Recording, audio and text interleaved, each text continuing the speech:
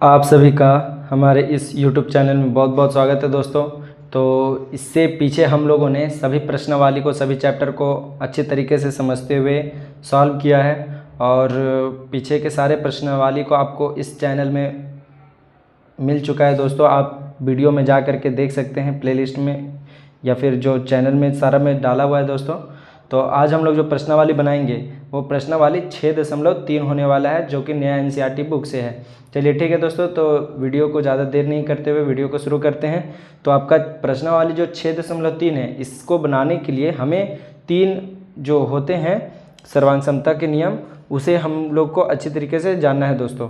तो वो क्या है आपके नियम, तो उसको एक बार यहाँ पे आप लोग को हम प्रमेय में दिखा देते हैं दोस्तों। एक बार ध्यान से इसको समझ लीजिए कि ये क्या बोलते हैं जो आपको इसका यूज करना है। यहाँ देखिए दोस्तों, प्रमेय जो संख्या है, यदि 6.3 में यदि 2 त्रिभुज, अगर कोई 2 त्रिभुज रहेगा और उसका संगत कोण बराबर रहेगा। देखिए अगर 2 त्रिभुज है, मान लीजिए कोई भी, अगर ये दोनों त्रिभुज है तो ये दोनों त्रिभुज में देखिए बड़ा बड़ा पॉइंट क्या लिखा है आपका ABC, और इधर त्रिभुज क्या है DEF।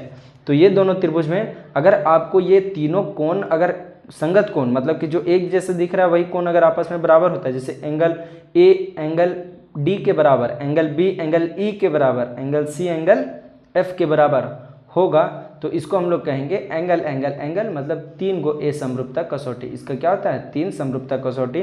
तो अगर इस तरह से समरूप हो गया त्रिभुज तो आप उसका भुजा का अनुपात को बराबर लिख सकते हैं। बस यही बात है दोस्तों कि अगर कभी भी आपको ये आ जाए, नहीं तो अगर आपका भुजा का अनुपात बराबर रहे, जैसे कि AB बटा में करेंगे DE, और फिर उसके बाद फिर BC बटा में करेंगे EF, और AC बटा में करेंगे DF। तो अगर भुजा का अनुपात बराबर रहे तो आपका त्रिभुज समरूप होता है। और ये कौन सा समरूपता कसौटी होगा, तो ये होगा साइड साइड साइड समरूपता कसौटी। एक ये जो प्रमेय था आपका कौन सा, वो ये प्रमेय देखिए दोस्तों, यही प्रमेय को अभी बता रहे थे कि अगर भुजाओं के अनुपात समानुपाती हो तो वो समरूप होते हैं, है ना। देखिए एक अनुपात में होता है तो इसके संगत कोण बराबर भी हो जाएंगे और इस त्रिभुज को हम लोग समरूप कह देंगे, मतलब वो एक जैसा दिखता है। चलिए ठीक है दोस्तों, तो इस प्रकार से आप लोग को बनाना है। जैसे कि यहाँ पे डायग्राम में दिया हुआ है कि इसमें तीनों भुजा देखिए क्या है, अनुपात में बराबर है। 3 के बदले देखिए 3 और उसका 1.5 गुना है, मतलब कि 3 का 1.5 गुना है, 8 का 1.5 गुना 12, और 6 का 1.5 गुना 9। तो देखिए अनुपात में क्या है, बराबर है। तो अनुपात में बराबर है तो भुजाओं का अनुपात बराबर है, तो इसीलिए हम लोग इसको कहेंगे साइड साइड साइड 3 गो S, मतलब कि समरूपता कसौटी। और समरूप हो गया तो आप तीनों एंगल के बराबर लिख सकते हैं ना। और अगर तीनों एंगल बराबर हो गया तो भी आप तीनों भुजा को आपस में एक ही अनुपात में लिख सकते हैं। अब देखिए दोस्तों, एक लास्ट आपका जो प्रमेय है 6.5, ये क्या बोलता है कि अगर एक भुजा का अनुपात बराबर होना चाहिए और एक कोण बराबर होना चाहिए, तो उसको हम लोग कहेंगे साइड एंगल साइड, है ना। उसमें 2 गो भुजा आपस का समानुपाती होगा, मतलब कि एक ही अनुपात में होगा, बराबर होगा। और तीनों भुजा आपस में नहीं, सिर्फ एक ही 2 भुजा आपस में बराबर होना चाहिए अनुपात में, और उसका एक एंगल बराबर होना चाहिए। चलिए ठीक है दोस्तों, तो ये आपका था। तो भी वो त्रिभुज दोनों क्या होते हैं, आपस में समरूप होते हैं। चलिए ठीक है दोस्तों, इसका जो प्रश्नावली हम लोग जो स्टार्ट करेंगे, ये प्रश्नावली में ही इसका सारा ऐसा आपको आंसर मिल जाएगा। ये सारा फिगर को जब हम लोग बनाएंगे, ये जो आपका प्रश्नावली है बोल रहा है, क्वेश्चन नंबर 1 में चलते हैं।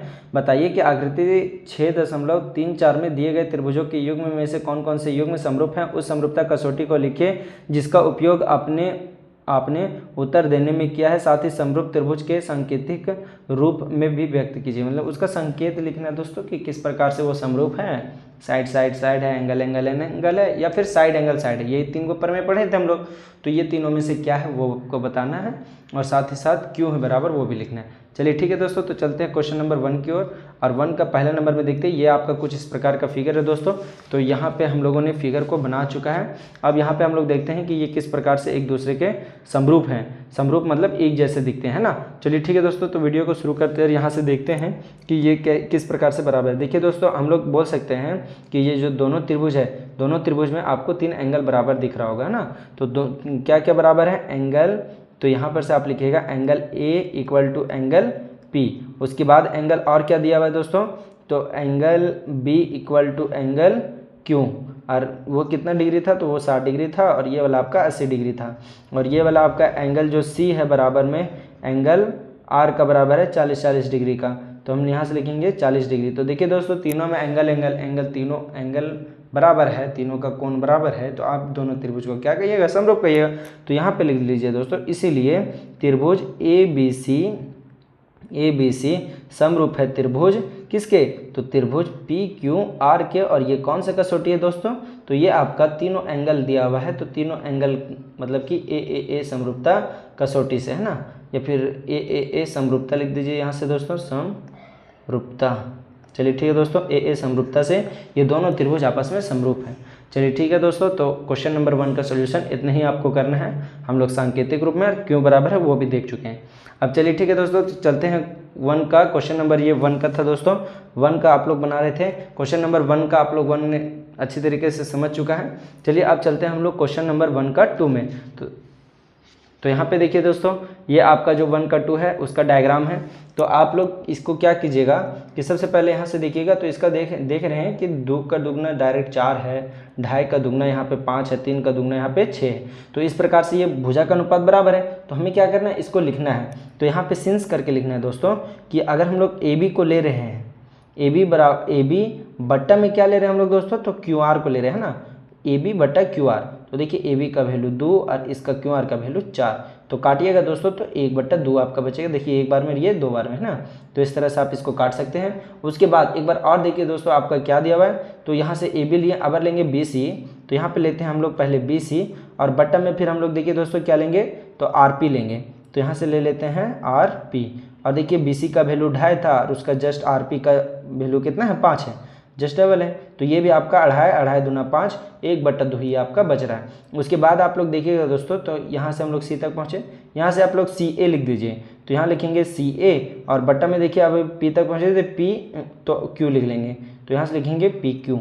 और देखिए दोस्तों ये वाला लिखिएगा, तो ये 3 और ये बट्टा में 6, और ये भी काटिएगा आप, तो 1/2 आपका बचेगा। अब देखिए भुजा का अनुपात आप बोलिएगा सर बराबर है, तो दोनों त्रिभुज आपका क्या है, समरूप है ना, समरूप है।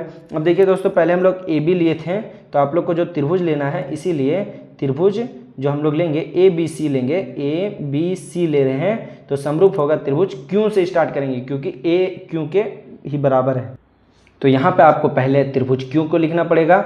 ये इसी तरह लिखने का ये दोस्तों तरीका है ना। तो ये आपको पहले क्यू को लिखना पड़ेगा, फिर आर को लिखिए, फिर लास्ट में पी होगा, और ये आपका कौन सा होगा, तो ये साइड समरूपता होगा ना, ये साइड समरूपता होगा।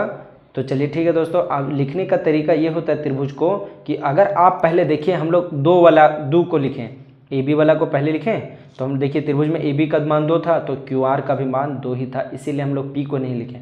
अगर पी क्यू आर लिखते तो पी क्यू आ जाता, वो 6 हो जाता। तो 2 6 का थोड़ी बराबर था, 2 4 का ना बट्टा में बराबर था। तो इस तरह से हम लोग समझ सकते हैं कि पहले छोटा वाला के लिए तो ए बी लिए, तो आपको क्यू आर को लेना पड़ेगा, क्योंकि यही सबसे छोटा 4 है। अब उसके बाद फिर हम लोग बी सी के लिए, तो वो आर पी का बराबर में है। तो देखिए बी सी और आर पी, इस प्रकार से हम लोग त्रिभुज को लेते हैं। या फिर आप लोग दोस्तों जो शुरू में भुजा अनुपात बराबर किए उसी को लिख लीजिए, और जो बचा है उसको ले लीजिए। जैसे ए बी लिखें तो ए बी लिख के सी लिख देंगे, बच गया 100, और क्यू आर लिखें तो क्यू आर लिख करके लास्ट में पी बच गया, उसको लिख देंगे। इस प्रकार से भी आप लोग त्रिभुज को इंडिकेशन कर सकते हैं। चलिए ठीक है दोस्तों, तो बढ़ते क्वेश्चन नंबर 1 का थर्ड की ओर। तो यहाँ देखिए दोस्तों, आपका जो तीसरा नंबर का है उसका भी इस प्रकार का फिगर है दोस्तों, ध्यान से देखिएगा। उसके बाद यहाँ पे जो हम लोग को हल करना है दोस्तों, तो हम लोग फिर से सिंस करके लिखेंगे और भुजा का अनुपात को देखेंगे, क्योंकि सारा का सारा इसमें भुजा आपको दिया है। तो आप इसका भुजा का अनुपात को देखिएगा कि ये आपका बराबर है या नहीं। तो चलिए ठीक है दोस्तों, तो यहाँ से हम लोग देखते हैं कि कौन कौन सा भुजा अनुपात में बराबर है और कौन कौन सा भुजा में अनुपात में बराबर नहीं है। अब यहाँ से हम लोग देख रहे हैं कि जो क्वेश्चन, यहाँ से देखते हैं दोस्तों, पहले हम लोग 2 ही में चलते हैं, एम पी एल में चलेंगे, है ना। तो हम लोग इस प्रकार से त्रिभुज को लिख रहे हैं, क्या कि पहले 2 को ले रहे हैं, तो एम पी, है ना। इसी तरह से देखिएगा दोस्तों, एम पी और बटन देखिए छोटा ले लिए 2, तो 2 को दुगना 4 यहाँ पे है, तो हम लेंगे डी ई। क्या लेंगे, डी ई। एम पी तो आपको ई लेना पड़ेगा, हाँ एम पी ले रहे हैं दोस्तों, तो यहाँ पे 2 है, और यहाँ से ई डी ले लेंगे दोस्तों, 2 है और ये आपका 4 है। अब ये काटिएगा दोस्तों 1/2। अब उसके बाद फिर यहाँ से देखिए एम पी लिए हैं दोस्तों, आप जाएंगे पी एल में जा रहे हैं, तो पी तक पहुँचे, पी से एल में गए, और ई से डी तक गए थे, अब डी से एफ में जा रहे हैं, तो यहाँ से डी एफ। अब यहाँ से देखिए दोस्तों, पी एल का वैल्यू आपका जो है 3 है, मतलब हाँ पी एल का वैल्यू 3 है और यहाँ से आप देखिएगा तो डी एफ का वैल्यू आपका 6 है, तो ये भी काटिएगा तो 1/2 ही बचेगा। अब यहाँ से देखिए दोस्तों आपका जो बचा हुआ क्या क्या बचा हुआ है, तो यहाँ से पी एल तक गए थे, देखिए पी एल तक गए थे, अब एल एम बचा हुआ है, तो यहाँ से लिखेंगे एल एम और यहाँ पे आपका क्या बचा हुआ है, तो आपका बचा हुआ है एफ ई बचा हुआ है, तो यहाँ पे लिखिएगा दोस्तों एफ ई। अब यहाँ पे देखिए दोस्तों इसका वैल्यू तो आपका 2.7 है और इसका वैल्यू आपका कितना है, इसका वैल्यू आपका है 5 है। देखिए ये कटेगा क्या, ये आपका 2.7 है, 2.5 रहता तो ये भुजा का अनुपात बराबर होता, लेकिन ये भुजा का अनुपात बराबर नहीं है। तो देखिए आपका ये वाला भुजा का अनुपात इसके बराबर है लेकिन ये इसका बराबर नहीं, तो हम इसको इसी लाइन में यहाँ पे इसी तरह से सिंस करके लिख देंगे, सिंस एम पी बटा ई डी बराबर पी एल बटा में D F not equal to आपका एल एम बटा में आपका एफ ई। तो ये आपका बराबर नहीं है, तीनों बराबर रहता है तो ही होता है, तो इसीलिए आपको लिख देना है दोस्तों नीचे का लाइन में कि इसीलिए जो आपका त्रिभुज हम लोग क्या क्या देखे थे, तो देखिए एम पी एल देख रहे थे, त्रिभुज एम पी एल, और क्या देख रहे थे, देखिए तो ये सर्वांगसम नहीं है तो इस तरह से नहीं करके काट देंगे, और कौन सा त्रिभुज में, तो ई डी एफ में, तो ये आपका समरूप नहीं है। चलिए ठीक है दोस्तों, तो यही आपका करेक्ट आंसर हो जाएगा। चलिए ठीक है दोस्तों, तो यहाँ तक हम लोगों ने अच्छे प्रकार से समझा कि ये दोनों त्रिभुज आपस में क्यों नहीं समरूप हैं। तो अब हम लोग समझते हैं क्वेश्चन नंबर 1 का 4 में। तो यहाँ देखिए दोस्तों आपका क्वेश्चन नंबर 1 का 4 जो है वो इस प्रकार का कुछ फिगर में है दोस्तों। तो आपको क्या करना है, फिर से हम लोग उसी काम को यहाँ पे लिखेंगे। अब यहाँ पे देखिए दोस्तों, आप लोग जो परमेय अभी बताए थे कि परमेय 6.5, परमेय 6.3, 6.4 और 6.5, तो 6.3 है उसमें तीनों एंगल बराबर होता है, 6.4 है उसमें तीनों साइड बराबर होता है, 6.5 है उसमें आपका एक भुजा का अनुपात बराबर होता है, एक एंगल बराबर होता है। तो बस वही चीज़ आपको यहाँ पे दिया हुआ है दोस्तों, और यहाँ पे हम लोग को उसी बात को समझना है, बनाना है। चलिए ठीक है दोस्तों, तो क्या क्या दिया हुआ है उसको पहले हम लोग लिख लेते हैं यहाँ से। तो यहाँ पे आपका क्या दिया हुआ है, तो यहाँ पे आपका दिया हुआ है, सबसे पहले भुजा का अनुपात को लिखते हैं दोस्तों। तो यहाँ पे लिखेंगे हम लोग, देखिए एल एम से चालू करते हैं दोस्तों यहाँ पर से, और यहाँ पे आप चालू कर दीजिएगा पी क्यू से, हाँ ठीक है। तो यहाँ पे लेंगे एम एन बट्टा में क्या ले लेंगे, पी क्यू, है ना, पी क्यू। तो यहाँ से आपका ये 2.5 है, और यहाँ पे आप देखिएगा तो ये आपका कितना है, तो ये आपका 5 है। काटिएगा दोस्तों तो 1/2 बचेगा, है ना। उसके बाद हम लोग एंगल को लिख लेंगे, तो एंगल एम जो है वो बराबर है एंगल क्यू का, तो ये कितना डिग्री, तो ये 70 डिग्री दोनों का, इसीलिए। उसके बाद हम लोग देख रहे हैं यहाँ से कि सर यहाँ पे जो हमारा एम एल है और यहाँ से हमारा जो क्यू आर है वो भी मेरा बराबर है, तो हम यहाँ से यहाँ लिख लेंगे दोस्तों कि एम एल और बट्टा में आपका क्या है, 10 × क्यू आर, ये दोनों है 5/10 में, और इसको भी काटिएगा तो 1/2 आपका जो बचेगा। चलिए ठीक है दोस्तों, तो ये देखिए आपका एक भुजा का अनुपात बराबर है और साथ में एक एंगल बराबर है, तो आप इसको परमेय 6.5 के माध्यम से इसको आप समरूप कर सकते हैं। तो किस प्रकार से समरूप करेंगे दोस्तों, तो यहाँ लिखेंगे इसीलिए त्रिभुज, देखिए दोस्तों लिखेंगे त्रिभुज एम एन एल, लिखे हैं समरूप। अब देखिए पहले हम लोग डिग्री वाला पहले लिखे एम को, तो यहाँ पे हम लोग को क्यू लिखना पड़ेगा ना। ये लिखने का तरीका होता है दोस्तों कि अगर आप पहले जिस चीज़ को लिखते हैं वही त्रिभुज का संगत बिंदु को ही लिखिए। तो यहाँ देखिए दोस्तों हम लोग पहले एम को लिखे हैं, तो यहाँ पे हम लोग क्यू को लिखेंगे, क्योंकि ये 70 डिग्री को लिखेंगे तो हम लोग भी यहाँ 70 डिग्री वाला लिखेंगे, तो किसको लिखेंगे, क्यू को। अब उसके बाद देखिए दोस्तों हम लोग लिखे M N L, M N L, तो हम लोग पहले 2.5 को गए, तो 2.5 से हम लोग देखिए दोस्तों डिग्री के बाद हम लोग किसको जाएंगे, तो हम लोग पी को जाएंगे। अब उसके बाद बचा हुआ आर, तो आर को बाद में लिख ही देंगे। तो यही आपका करेक्ट लिखने का तरीका हो जाएगा दोस्तों। और ये कौन सा होगा, तो साइड एंगल, साइड समरूपता, इसी से ये आपका समरूप हो जाएगा। चलिए ठीक है दोस्तों, तो वीडियो कैसा लगा कमेंट में जरूर बताइएगा। अब हम लोग बढ़ते क्वेश्चन नंबर 5 की ओर। तो यहाँ देखिए दोस्तों ये आपका कुछ इस प्रकार का फिगर है दोस्तों।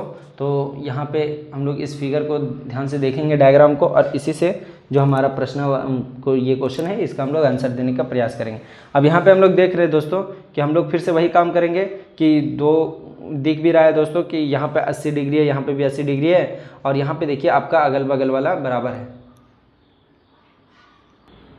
चलिए ठीक है दोस्तों, तो यहाँ पे हम लोग देखेंगे कि यहाँ पे भी भुजा का अनुपात को उसी तरह से देख लेंगे। तो यहाँ पे लिखेंगे सिंस, लेकिन हम लोग जो 6.5 में पढ़े थे दोस्तों कि परमेय में कि जो आपका यहाँ पे एंगल 80 डिग्री बन रहा है, यहाँ पे एंगल 80 डिग्री बन रहा है, तो ये एंगल बन किससे दोनों भुजा से रहा है, तो AB और AC से बन रहा है, तभी यहीं पे ज्वाइंट हुए तभी ना 80 डिग्री बना है। ये भी आपका इस भुजा और इस भुजा से मिलके बना है, तो इसका बगलगीर भुजा का अनुपात बराबर होना चाहिए। और यहाँ देखिए इसका बगलगीर में एक एक भुजा दिया है, यहाँ पे भुजा नहीं दिया है, तो ये आपका समरूप नहीं होगा।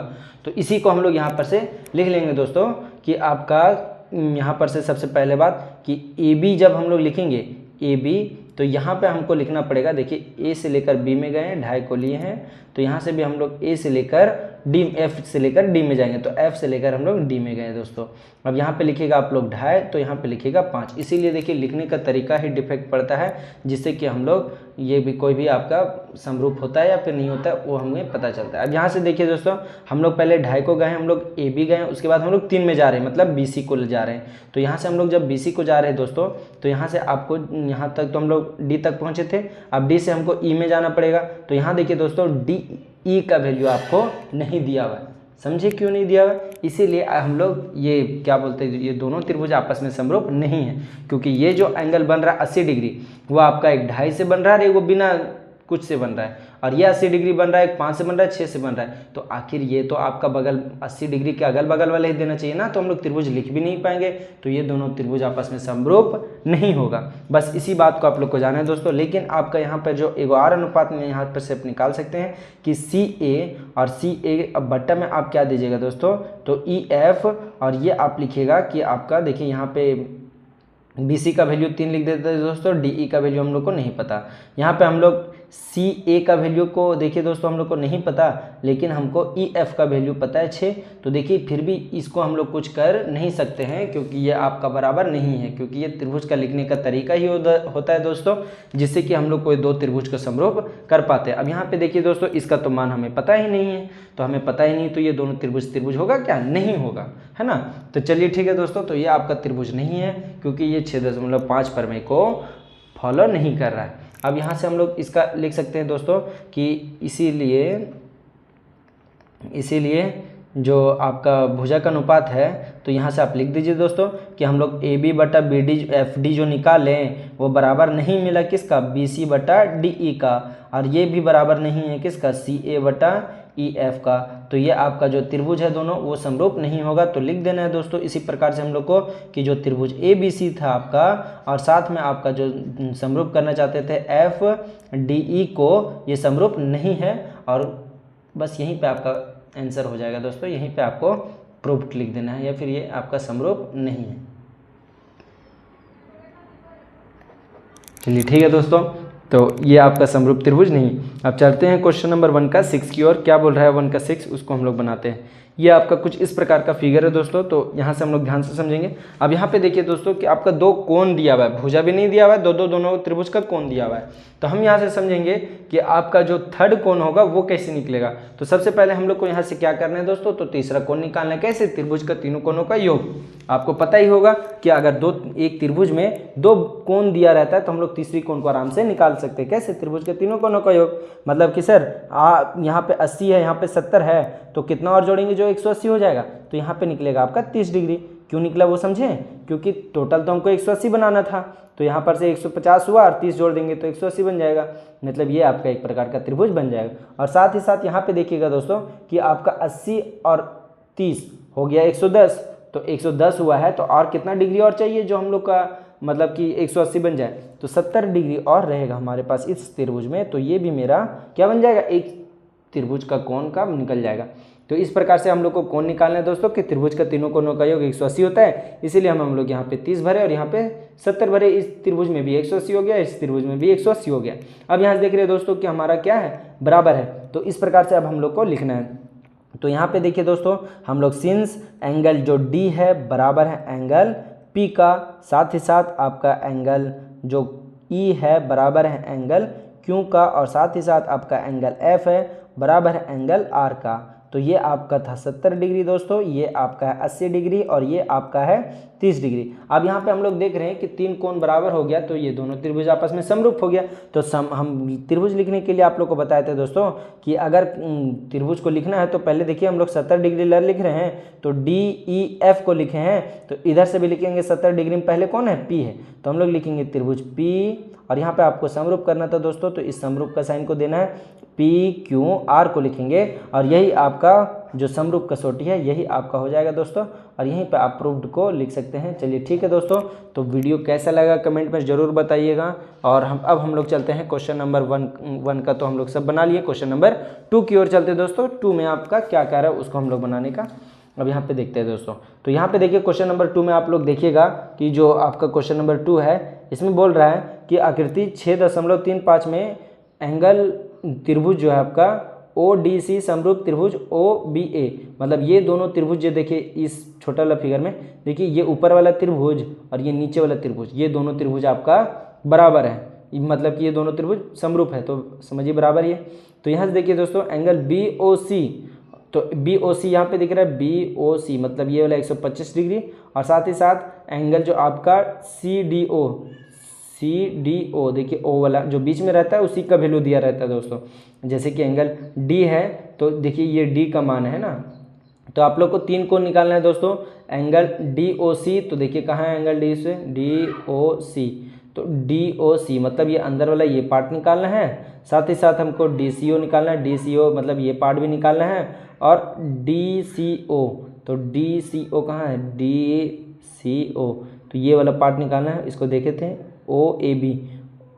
OAB मतलब आपको इसको भी निकालना है। चलिए ठीक है दोस्तों, तो हम लोग को 1 2 3 यहाँ पे तीनों कोनों का निकालना है। तो इसका हम लोग सबसे पहले हम लोग फिगर को ड्रॉ कर लेते हैं दोस्तों, और इसको अब हम लोग सोल्यूशन को देखते हैं। तो यहाँ देखिए दोस्तों हम लोगों ने कुछ इस प्रकार का यहाँ पे फिगर को ड्रॉ कर चुका है। अब यहाँ से हम लोग इसका सोल्यूशन की ओर चलते हैं। ये आपका क्वेश्चन नंबर 2 है दोस्तों, और इसी का हम लोग करने वाले हैं अब हल। तो यहाँ पे देखिए दोस्तों सबसे पहले हम लोग लिखते हैं दिया है, तो उसी को हम लोग लिखेंगे जो हमारा दिया हुआ रहता है। तो दोनों त्रिभुज समरूप था, तो हम यही चीज़ को यहाँ पे लिख लेंगे कि दिया है कि क्या दिया हुआ है, तो त्रिभुज जो आपका 2 त्रिभुज था, दोनों त्रिभुज आपका समरूप दिया हुआ था। तो हम यहाँ से लिखेंगे त्रिभुज ODC समरूप त्रिभुज OBA, मतलब ये आपका समरूप दोनों दिया हुआ था, है ना। देखिएगा प्रश्न में, तो ये दोनों त्रिभुज आपका ऊपर वाला और छोटा वाला दोनों त्रिभुज आपका समरूप दिया हुआ था। अब उसके बाद आपको 2 मान भी दिया हुआ है दोस्तों, तो आप उसको यहाँ से लिख लीजिएगा कि एंगल BOC बराबर 125 डिग्री, और साथ ही साथ एंगल CDO आपका कितना दिया हुआ है, तो यहाँ देखिएगा तो 70 डिग्री दिया हुआ है ना, देखिए 70 डिग्री CDO, तो यहाँ से आपका 70 डिग्री है।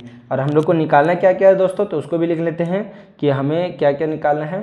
तो हम लोग को निकालना है कि एंगल DOC बराबर क्वेश्चन मार्क, एंगल DCO बराबर क्वेश्चन मार्क, और साथ ही साथ एंगल OAB इसका बराबर भी क्वेश्चन मार्क, कि हम लोग को यहाँ पे क्या होगा वो हम लोग को निकाल के दिखाना है। चलिए ठीक है दोस्तों, तो इतना कुछ आप लोग को जरूर से एक फिगर में आपको एक क्वेश्चन में लिखना है। अब यहाँ से हम लोग इसका निकालना स्टार्ट करते हैं दोस्तों। तो आप लोग यहाँ देखिएगा कि एक रेखिक युग्म का कौन आप लोग पढ़े होंगे कि एक रेखा रहता है इस प्रकार से, तो यहाँ पे एक पार्ट का वैल्यू दिया रहता है, तो दूसरा पास कैसे निकालते हैं, तो 180 माइनस कर देते हैं, क्योंकि दोनों को जोड़िएगा तो एक रेखा बनेगा, मतलब रेखिक युग्म मतलब 180 बनेगा। देखिए एक रेखा में 180 डिग्री बनता है, तो 180 डिग्री बन रहा है, तो यहाँ पे भी तो आपका एक रेखा बन रहा है, और आपको ये कोण को मान निकालना है। तो इस कोण को मान के निकालने के लिए हम लोग क्या करेंगे, तो दोनों को जोड़ के 180 लिख देंगे। तो वही बात को यहाँ पे लिखते हैं कि सिंस जो आपका पहले जो आपका दिया उसको लिख लेते हैं दोस्तों। तो यहाँ पे एंगल BOC प्लस एंगल जो आपका ये वाला एंगल हो जाएगा, तो आपको इसको लिखना है एंगल DOC बराबर 180 डिग्री, और ये हम लोग लिखे हैं रैखिक युग्म से। इसको कहाँ से लिखे हैं, तो यहाँ लिखिएगा रैखिक युग्म। रैखिक युग्म का कोण का मान हमेशा से 180 डिग्री होता है। ये आप लोग 7, 8 तीनों क्लास में आप लोग पढ़े होंगे। चलिए ठीक है दोस्तों, तो रैखिक युग्म से हुआ है, तो अब यहाँ से देखिए रैखिक युग्म से BOC का मान आपको 125 डिग्री तो दिया हुआ था, प्लस इसका मान नहीं दिया हुआ दोस्तों, तो इसको हम लोग ऐसे ही लिख देंगे 180। अब देखिए ये प्लस का इक्वल टू उधर जाएगा तो माइनस का, तो आप यहाँ से लिख सकते हैं एंगल DOC बराबर 180 माइनस 125, और यहाँ से आप 180 में 125 को घटा दीजिएगा दोस्तों, तो आपका 55 डिग्री निकल के आ जाएगा, तो DOC का मान आपका 55 डिग्री हो जाएगा। चलिए ठीक है दोस्तों, तो ये आपका एक का मान निकाल चुके हैं हम लोग, और इसी प्रकार से आप लोग को निकालना है। चलिए ठीक है दोस्तों, तो चलते हैं आप दूसरा को निकालने के लिए। अब यहाँ पे देखिए दोस्तों, ये वाला आप अभी जस्ट निकाले हैं 55 डिग्री, है ना, ये आप 55 डिग्री निकाल चुके हैं, लेकिन अब आपको ये वाला निकालना है और ये वाला, दोनों वाला नीचे निकालना है। देखिए दोस्तों, हम लोग ये जो निकालेंगे ना, वही एकांतर कोण के माध्यम से इसका बराबर हो जाएगा। ठीक है, तो हम लोग को ये वाला निकाल लेना है पहले। तो ये कैसे निकलेगा आपका, तो ये कुछ इस प्रकार से निकलेगा कि ये मेरा 70 है, ये 55 निकाले, तो त्रिभुज के तीनों कोनों का योग 180 डिग्री होता है, तो 70, 55 और इसको जोड़ेंगे तो 180 होगा त्रिभुज के तीनों कोनों का योग, क्योंकि यहाँ पे छोटा वाला देखिएगा तो एक त्रिभुज बन रहा है। तो यहाँ से देखिए दोस्तों, आप क्या आप लिखिएगा कि चूँकि जो आपका एंगल, तीनों का लिख देते हैं दोस्तों, DOC plus angle ODC plus angle, क्या निकालना था आपको, तो C को निकालना था, तो एंगल DCO बराबर 180 डिग्री। ये क्यों, तो ये आपका होता है त्रिभुज के तीनों कोनों का योग, तो हम लोग लिख देते हैं, ये हम लोग लिखे हैं त्रिभुज के तीनों कोनों का योग कितना होता है, का योग 180 डिग्री होता है, तो हम लोग 180 डिग्री लिख दिए हैं। अब यहाँ से देखिए दोस्तों, अब आप यहाँ से क्या कीजिएगा कि यहाँ से आपका DOC का वैल्यू दिया हुआ है, DOC का वैल्यू निकाले थे अभी भी 55 डिग्री, साथ ही साथ आप लोग देखिएगा दोस्तों कि 55 डिग्री निकाले थे, प्लस ODC, देखिए यहाँ पे ODC 70 डिग्री, यहाँ पे ODC 70 डिग्री निकाले थे, तो हम लोग को यहाँ पे क्या लिखना है, 70 डिग्री को मान को यहाँ पे लिख देना है, तो यहाँ लिखेंगे 70 डिग्री प्लस एंगल DCO बराबर 180 डिग्री, क्योंकि ये तो हमें दिया नहीं है, ये तो हमें निकालना है। तो अब यहाँ देखिए दोस्तों, दोनों को आप जोड़ दीजिएगा, तो यहाँ से 5 और यहाँ से 12, 125 हो जाएगा, प्लस एंगल DCO बराबर 180 डिग्री आपका रहेगा। अब यहाँ से आप क्या कीजिएगा दोस्तों, तो यहाँ से अब आपको 125 प्लस का उधर जाएगा तो माइनस का, तो एंगल DCO बराबर 180 डिग्री माइनस 125 डिग्री, और यहाँ से आप घटा दीजिएगा तो एंगल DCO बराबर कितना हो जाएगा, तो 55 डिग्री। दोनों को घटा दीजिएगा दोस्तों, तो 55 डिग्री आएगा, और यही आपका 2 का मान हम लोग निकाल चुके हैं दोस्तों। और तीसरा का मान जो आपको निकालना है वो एकांतर कोण के माध्यम से दोनों बराबर रहते हैं। चलिए ठीक है दोस्तों, तो यहाँ पे देखिए 2 को निकाल लिया, अब एक तीसरा निकालते हैं दोस्तों, ये वाला निकालने हमारे बचे हुआ है। तो यहाँ देखिए दोस्तों, एक ये लाइन गया, एक ये लाइन गया, तो चूँकि ये दो आपका ये जो दोनों लाइन है, यहाँ से देखिएगा तो आपका जेड बन रहा है दोस्तों, यहाँ से देखिए ये कुछ जेड बन रहा है, तो जेड बनता है तो एकांतर कोण होता है, मतलब कि एकांतर कोण का इस रेखा का इस पार्ट और रेखा का उल्टा वाला पार्ट, मतलब इस पार्ट, अपोजिट पार्ट दोनों का बराबर होता है, ये भी छोटा वाला ये भी छोटा वाला, दोनों आपस में बराबर। तो उसी बात को हम लोग को यहाँ पे लिख देना है दोस्तों, कि जो आपका निकालना था थर्ड में वही आपका निकल के आ जाएगा। तो आपको क्या निकालना था, आपको निकालना था, इसीलिए एंगल OAB निकालना था दोस्तों, और यहाँ पे ये बराबर हो जाएगा किसका, तो एंगल आपका DCO का बराबर हो जाएगा। क्यों, क्योंकि ये एकांतर डिग्री है। कितना डिग्री दोनों निकाले थे, 55 डिग्री, और ये आपका किस लिए, तो एकांतर कोण। तो यहाँ पे लिख दीजिए दोस्तों, एकांतर कोण का मान बराबर होता है, या फिर एकांतर कोण से। चलिए ठीक है दोस्तों, तो यहाँ पे हम लोग को देखिए ये तीनों बराबर हो गया है, मतलब कि एंगल OAB का मान भी आपका कितना हो जाएगा, तो 55 डिग्री हो जाएगा, क्योंकि ये DCO का मान 55 डिग्री था, तो ये भी आपका 55 डिग्री निकल के आ जाएगा। ठीक है दोस्तों, तो यहाँ देखिए एक आंसर यहाँ पे निकाले हैं, एक आंसर यहाँ पे निकाले हैं और एक आंसर यहाँ पे निकाले हैं, तो तीनों का आंसर आपका निकल के आ चुका है। ठीक है, चलिए ठीक है दोस्तों, तो चलते हैं क्वेश्चन नंबर 3 की ओर।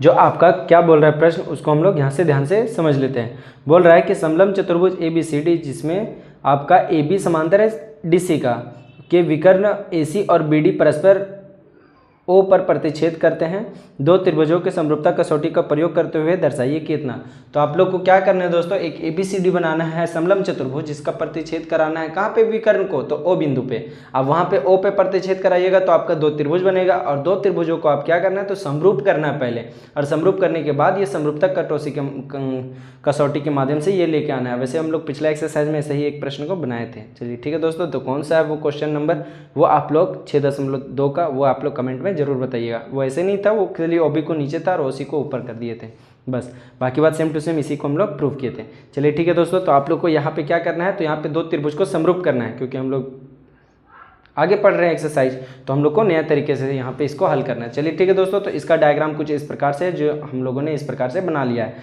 अब यहाँ पे देखिए दोस्तों, इसका हम लोग ये क्या है, तो ये क्वेश्चन नंबर सबसे पहला ये आपका 3 नंबर का है और इसका हम लोग क्या कर रहे हैं, तो हल कर रहे हैं। तो यहाँ से देखिए दोस्तों, सबसे पहले हम लोग दिया है को लिखेंगे, तो यहाँ पे लिखेंगे दिया है, और दिया है तो क्या लिखेंगे, तो जो आपको दिया रहता है आपको उसी चीज़ को लिखना पड़ता है कि चतुर्भुज ABCD जो आपका है वो क्या है, तो वो आपका एक समलंब चतुर्भुज है। तो यहाँ पे लिख लेना है कि चतुर्भुज ABCD एक समलंब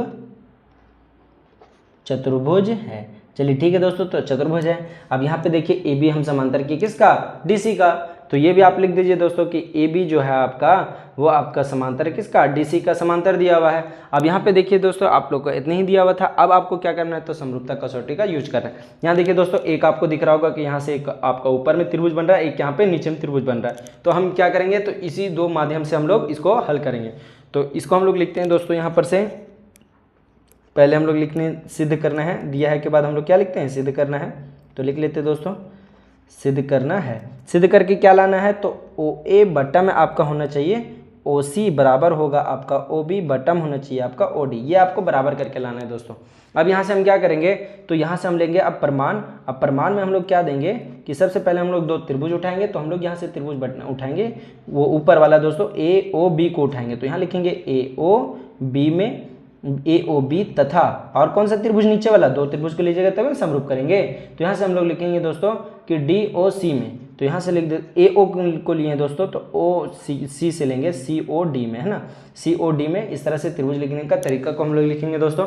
अब यहाँ से देख रहे हैं हम लोग कि ये जो त्रिभुज हम लोग उठाएं इसमें क्या क्या बराबर हो सकते हैं। तो यहाँ से देखिए दोस्तों, सबसे पहला बात कि आपका ये जो एंगल B बन रहा है और एंगल D बन रहा है, देखिए अगर हम लोग इस प्रकार से चले तो ये आपका एक एकांतर कोण बन रहा है। ये आपका एकांतर कोण क्या कहता है, तो एकांतर कोण कहता है कि A देखिए कि Z आपका बने तो ये वाला अपोजिट वाला कोण बराबर होता है, मतलब एंगल B जो बराबर होगा एंगल D के। तो यहाँ से हम लोग लिख लेंगे दोस्तों कि एंगल जो B बराबर है वो एंगल किसके बराबर है, तो एंगल D के। तो यहाँ पे आपको लिखना है कि एंगल B बराबर एंगल D, एक बराबर हो गया। साथ ही साथ उसी तरह से एंगल A बराबर होगा एंगल C का। यहाँ पे भी देखिए Z बन रहा है, तो यहाँ वाला अपोजिट वाला एंगल यहाँ के अपोजिट एंगल से बराबर होगा।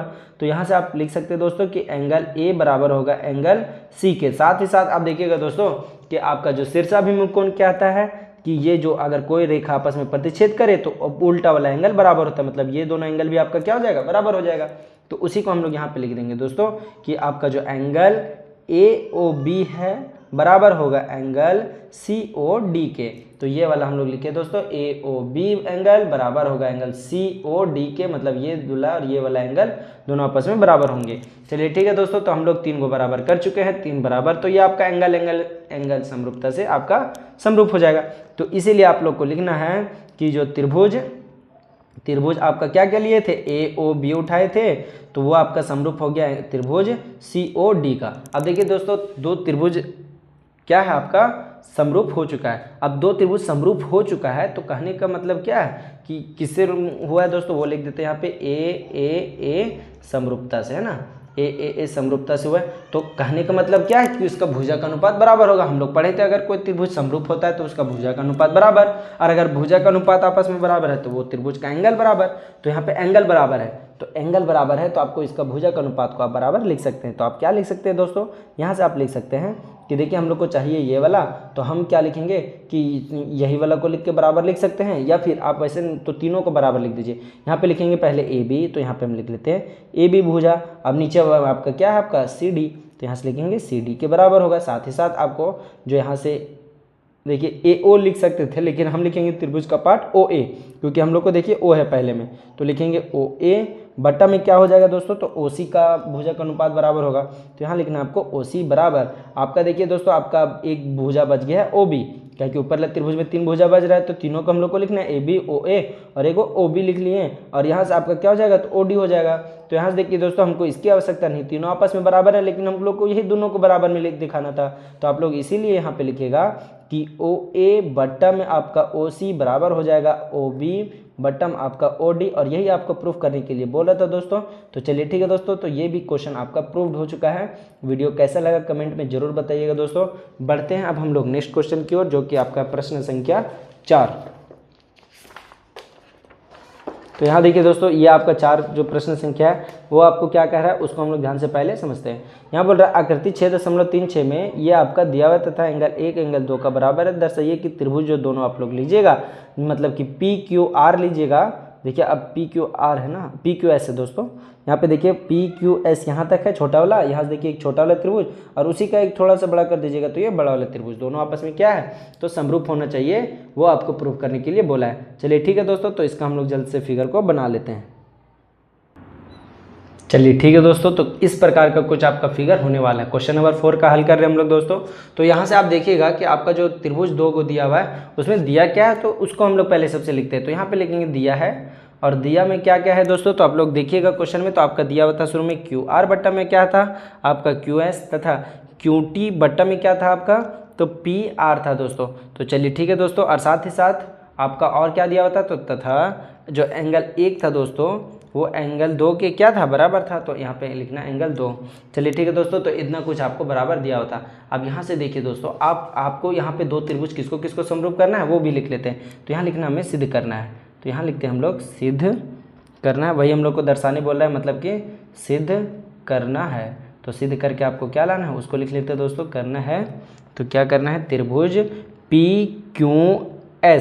PQS समरूप होना चाहिए त्रिभुज TQR का। चलिए ठीक है दोस्तों, तो यहाँ देखिए दोस्तों PQS मतलब ये आपका बिंदु Q है दोस्तों, PQS बराबर समरूप होना चाहिए TQR का।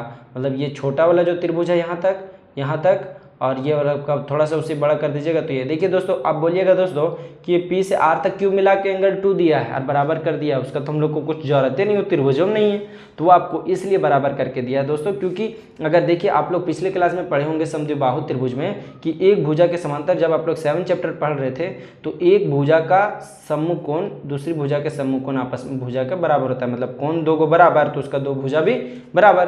तो यहाँ देखिए एंगल 1 अगर हम लोग देखेंगे त्रिभुज ये त्रिभुज में, तो एंगल 1 और एंगल 2 के मदद से जो आपका PQ है और PR है दोनों आपस में बराबर हो जाएगा। क्योंकि इसका जो कोण है आखिर यहाँ पे भी त्रिभुज बन रहा है, त्रिभुज PQR बन रहा है। तो PQR में देखिएगा तो आपका जो एंगल 1 और 2 आपस में बराबर है, तो इसका सम्मुख कोण ये भुजा और इसका सम्मुख कोण ये भुजा, तो आपस में ये भी आपस में क्या हो गया बराबर होगा। तो उसी चीज़ को हम लोग को पहले लिख लेना है दोस्तों। तो यहाँ लिखेंगे हम लोग प्रमाण, और प्रमाण में हम लोग सबसे पहले देंगे कि सर त्रिभुज आप देखिए किसमें PQR में, देखिए तो PQR में एंगल 1 जो है एंगल 2 का बराबर है दोस्तों। तो आप यहाँ से बोल सकते हैं कि इसका जो सम्मुख भुजा तो 2 का सम्मुख भुजा क्या होगा PQ, तो यहाँ से लिख दीजिएगा PQ बराबर होगा आपका 1 का सम्मुख भुजा क्या हो जाएगा आपका PR, तो बराबर कर दीजिएगा PR का। देखिए दोस्तों आपका 2 क्या हो गया आपस में बराबर हो गया है। तो अब एक भुजा हम लोग क्या कर दिए बराबर कर दिए हैं। अब हम लोग को जो प्रूफ करना है वो दोनों त्रिभुज को लिखेंगे। तो यहाँ से लिखेंगे अब हमें जो त्रिभुज को समरूप करना है उसको हम लोग लिखेंगे, है ना। तो समरूप किसको करना है सर, समरूप करना है त्रिभुज PQS को समरूप करना है किससे, तो त्रिभुज TQR से। अब हम लोग इन दोनों त्रिभुज को करना है समरूप। तो यहाँ देखिए दोस्तों, अब हमको जिसको जरूरी उसी को यहाँ से लिखते जाते हैं। तो यहाँ पे आप सबसे पहले क्या लिखिएगा, तो यहाँ पे देखिए आपका जो यहाँ पे देखिए दोस्तों आपका जो QR और QOS यहाँ पे सुधार लिया गया दोस्तों, Q था। तो यहाँ पे देखिए एक भुजा का अनुपात आपको बराबर ही दिया हुआ था, साथ ही साथ आप एक भुजा को और क्या कर लिए हैं तो बराबर कर लिए हैं। तो इसी को हम लोग सबसे पहले 2 त्रिभुज लिखे, उसी को हम लोग यहाँ पे लिख लेते हैं दोस्तों। तो यहाँ देखिए दोस्तों कि हम लिखेंगे सबसे पहले यहाँ पे आपका जो क्या क्या दिया हुआ था, तो QR बट्टा QS बराबर है एंगल QT बटम आपका देखिएगा दोस्तों तो PR बराबर है, PR बराबर था। तो देखिए दोस्तों ये सारा इसी त्रिभुज का पार्ट है दोस्तों।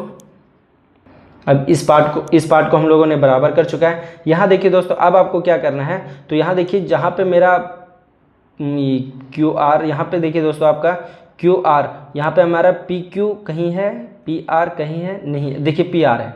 तो इस PR के जगह में हमको क्या रख देना है, PQ को रख देना है। क्या रखेंगे दोस्तों, PQ को, इसलिए रखेंगे क्या कि हमको 2 त्रिभुज को समरूप करना है।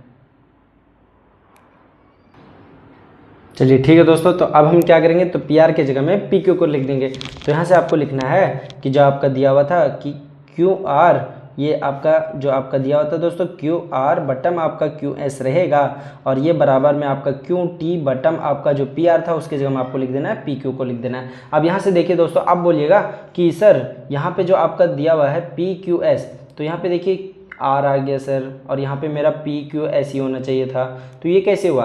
तो आपको क्या करना है कि यहाँ पे भुजा का अनुपात तो हम लोग को दिख रहा है बराबर है, यहाँ पे देखिए क्यू आर इसका ये त्रिभुज पहले वाला आ गया है, तो आपको क्या करना है कि दोनों नीचे वाला को दोनों ऊपर कर दीजिए, दोनों ऊपर वाला को नीचे कर दीजिए। आप ऐसा कर सकते हैं दोस्तों।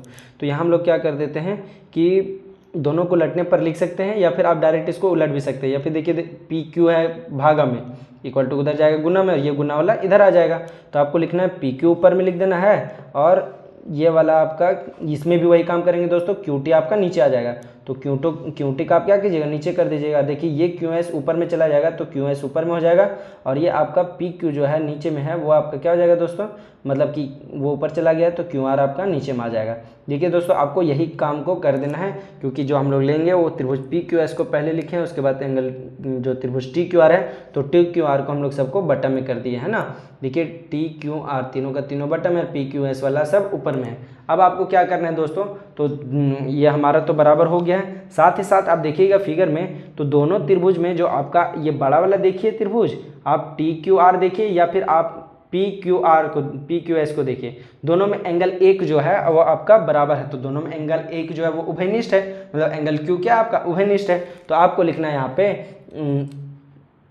तथा एंगल क्यू बराबर एंगल क्यू, कैसे? तो उभयनिष्ठ, यहाँ लिख दीजिए दोस्तों उभयनिष्ठ।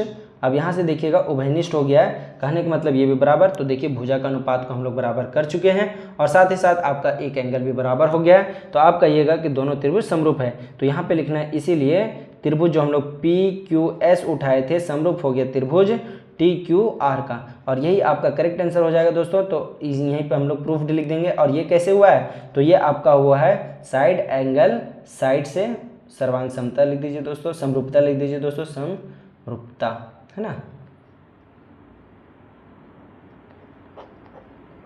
चलिए ठीक है दोस्तों, तो वीडियो कैसा लग रहा है कमेंट में जरूर बताइएगा।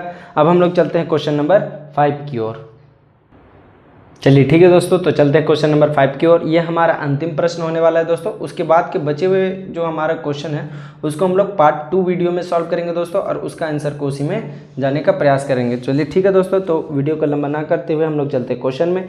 बोल रहा है त्रिभुज पी क्यू आर की भुजाओं पी आर और क्यू आर कर्मशः, देखिए ये आपका एक पी क्यू आर त्रिभुज है जिसमें पी आर जहाँ भी लिखा रहेगा उसमें देखिए कर्मशः बोला है, तो पहले वाला एस के मतलब कि जो पी आर भुजा रहेगा उसमें एस देना है, और क्यू आर भुजा उसमें टी देना है। इस प्रकार स्थित है कि एंगल जो पी है वो बराबर है एंगल आर टी एस का। चलिए ठीक है दोस्तों, तो सबसे पहले हम लोग फिगर को बनाते हैं, और हम लोग को ये दोनों त्रिभुज को क्या करना है, तो समरूप करना है। तो हम यहाँ से सबसे पहले फिगर को बनाते हैं, उसके बाद इसको देखते हैं दोस्तों। चलिए ठीक है दोस्तों, तो ये आपका फिगर कुछ इस प्रकार से बना हुआ है दोस्तों। तो हम लोग त्रिभुज पी क्यू आर बना लिए हैं, और साथ ही साथ हम लोग इसको क्या किए, तो दर्शा लिए। तो अब हम लोग क्या करेंगे दोस्तों कि जो हमारा बराबर बोला था उसको हम लोग यहाँ से लिख भी लेंगे, दिया है हम लिखेंगे, क्योंकि हम लोग को बोला है दिया हमें, तो यहाँ पे लिखते हैं दोस्तों दिया है ना, दिया है। तो दिया है में क्या क्या एंगल बराबर बोला था, तो हम लोग को बोला था कि सर कि आप जो एंगल P लीजिएगा वो बराबर होगा एंगल आर टी एस का, और यही आपका बराबर दे दिया था दोस्तों। मतलब कि एंगल P आपका कहाँ बन रहा है, तो देखिए ये वाला है ना, और आर टी एस कहाँ दिख रहा है, तो आर टी एस मतलब कि ये वाला, तो ये दोनों आपका क्या दिया हुआ है, तो बराबर दिया हुआ है ना। तो आप इसको क्या लिख दीजिएगा दोस्तों, तो आप इस दोनों को बराबर लिख दीजिएगा। अब यहाँ से देखिए दोस्तों ये कोण और ये कोण आपस में बराबर है। अब यहाँ से देखिए दोस्तों ये कोण तो दोनों में है, तो ये कोण तो अपने आर में है। तो चलिए ठीक है दोस्तों, तो हमें जो सिद्ध करना है पहले हम लोग उसको लिख लेते हैं, उसके बाद हम इसको क्या बराबर करना है उसे हम लोग लिखेंगे।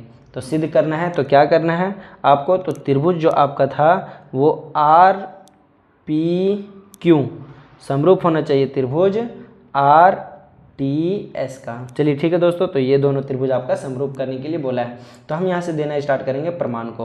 तो यहाँ से देखिए दोस्तों आपको कुछ नहीं करना है, सिंपल दोनों त्रिभुज को पहले लिख लेना है, कि दोनों त्रिभुज को हम लोग लिख लेंगे आर पी क्यू तथा यही तीनों में आपको बराबर करना है, यही दोनों त्रिभुज में बराबर करना है। तो ये दोनों त्रिभुज को पहले हम लोग उठा लेंगे। तो यहाँ से उठा लिए हम लोग दोनों त्रिभुज को। आप देखते हैं इसमें क्या क्या बराबर है। तो एक तो एंगल बराबर दे दिया है, तो इसका जो एंगल पी है वो अकेले बराबर है एंगल आर टी एस का, मतलब इसका क्या है, बराबर में है। अब उसके बाद आपको क्या बोल रहा है दोस्तों कि यहाँ से आपका ये तो बराबर हो चुका है। अब यहाँ से बोलिएगा कि दोनों में एंगल आर उभयनिष्ठ है, तो आप यहाँ से लिखेंगे एंगल आर, इसमें भी है एंगल आर, तो ये क्या हो गया आपका उभयनिष्ठ। इसको क्या बोल, ये तो आपका दिया है दोस्तों, तो इसको लिख सकते हैं आप दिया है में था, और ये आपका उभयनिष्ठ है, तो यहाँ से लिख दीजिए उभयनिष्ठ। अब यहाँ से देखिए दोस्तों आपका ये आपका उभयनिष्ठ हो गया। अब दो बराबर हो गया। अब यहाँ से आप समझिएगा दोस्तों तीसरा कोण इसमें क्यों बच रहा है, जो किसी में बराबर नहीं, और एंगल एस बच रहा है, किसी में बराबर नहीं दोनों त्रिभुज में, तो ये दोनों भी आपस में बराबर होगा। फॉर एग्जांपल आप लोग को एक इधर किनारे में समझाते हैं दोस्तों। मान लीजिए ये आपका एक त्रिभुज है और ये भी आपका एक त्रिभुज है, ध्यान से समझिएगा, दो त्रिभुज है। यहाँ पे ये मान लीजिए आपका 50 डिग्री है, ये आपका मान लीजिए ये आपका 70 डिग्री है, और इसका भी दो को कोण बराबर कर देना है, तो ये भी 50 मान लेते हैं और ये भी 70 मान लेते हैं, तो बचेगा वो भी दोनों का आपस में बराबर ही बचेगा। क्यों? क्योंकि यहाँ देखिए दोस्तों कि ये वाला इसके बराबर है और ये वाला इसके बराबर है, तो ये थर्ड वाला भी बराबर होगा, क्योंकि जब हम दोनों को जोड़ेंगे तो हमको टोटल 180 तक जाना है, तो यहाँ ऑटोमेटिक कितना भरना पड़ेगा, 60 भरना पड़ेगा, तभी तो त्रिभुज का तीनों कोणों का योग 180 होगा। यहाँ पे देखिए ये भी 50 है, ये 70 है, तो यहाँ पे भी हमको 60 ही भरना पड़ेगा। मतलब कि अगर किसी दो त्रिभुज में दो कोण बराबर हैं तो तीसरा कोण ऑटोमेटिक बराबर ही बचते हैं, क्योंकि हमको तो दोनों को 180 करना है, तो उसमें बराबर ही जोड़ना पड़ता है। तो चलिए ठीक है दोस्तों, तो उम्मीद है कि आप लोग को समझ में आया होगा। तो एंगल जो आपका Q होगा एंगल S के बराबर होगा, तो आप यहाँ से लिख सकते हैं एंगल Q वो बराबर होगा एंगल, तो S को लिखना है दोस्तों, तो हम लोग क्या लिखेंगे, तो एंगल लिखेंगे TSR। इस प्रकार से आप लिख दीजिए दोस्तों कि अगर किसी दो त्रिभुज में दो कोण बराबर तो तीसरी कोण भी बराबर होती है। तो ये लिखना है किसी, लिख देते दोस्तों, उसको आप लोग ध्यान से समझिएगा, किसी दो त्रिभुज में दो